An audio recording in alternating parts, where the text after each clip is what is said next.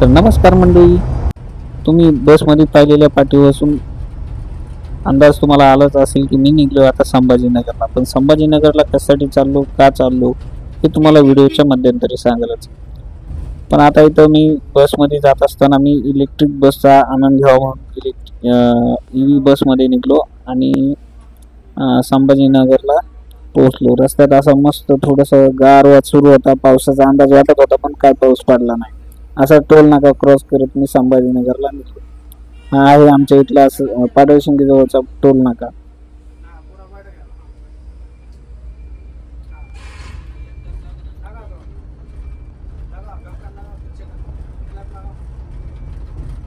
Driver मामासोबत गप्पा मारत मारत कधी संभाजीनगर आले कळलंच नाही. संभाजीनगरला आल्यानंतर सगळ्यात आधी गेलो आमच्या आजी आजोबाकडं.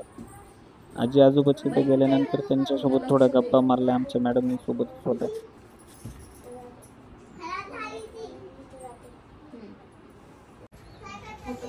ते माझे आजोबा आहेत, संभाजीनगरला असतात ते.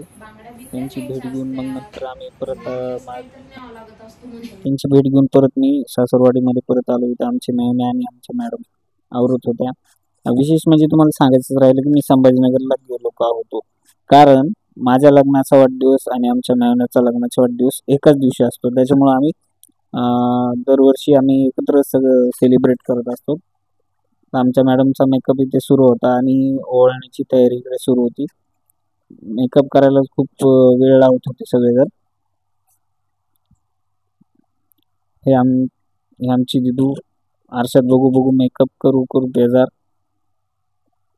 हे आमची छोटी मांजर नुसत्या उड्या मारू मारू बेजार. तिला एक प्रॉमिस केलं होतं की आपल्याला हॉटेलमध्ये जेवायला जायचं होतं, त्याच्यामुळे ती आनंदात होती. आता ओवाळणीची तयारी सुरू केली आणि लग्न वाढदिवसामुळं आपल्या हिंदू पद्धतीमध्ये जसं ओवाळतात वगैरे औक्षण करून त्या पद्धतीनं आम्ही लग्नाचा वाढदिवस साजरा केला घरी.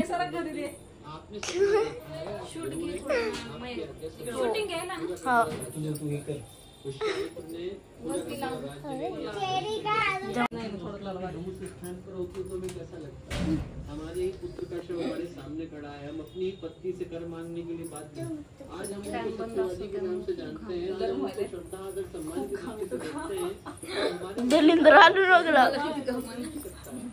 उनका कष्ट ज्यादा था, हमारे मन में कष्ट होता है पर उसकी तुलना में उनके कष्ट ज्यादा थे।